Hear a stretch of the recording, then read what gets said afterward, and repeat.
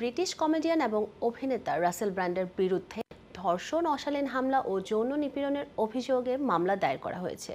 ১৯৯৯ থেকে ২০০৫ সালের মধ্যে ৪ নারীর বিরুদ্ধে তার এমন অপরাধের অভিযোগ আনা হয়েছে। ব্রিটেনের ক্রাউন প্রসিকিউশন সার্ভিস জানিয়েছে, মেট্রোপলিটন পুলিশ তদন্ত শেষে ব্র্যান্ডের বিরুদ্ধে আনুষ্ঠানিকভাবে ৫টি পৃথক অভিযোগ এনেছে।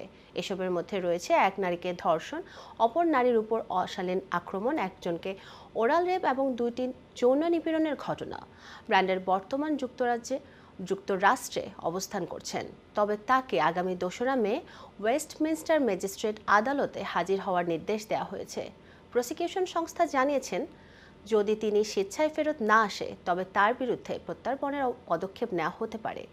এ মামলার তদন্ত শুরু হয় ২০২৩ সালের সেপ্টেম্বরে। সেই সময় the Sunday Times, the Times and channel 4 ডিসপোজের যৌথ প্রতিবেদনে ব্র্যান্ডের বিরুদ্ধে একাধিক নারীর গুরুতর অভিযোগ করেন। এরপর থেকে পুলিশ তাকে একাধিকবার জিজ্ঞাসাবাদ করেছে, তবে নিজেকে নির্দোষ দাবি করেছেন রাসেল ব্র্যান্ড।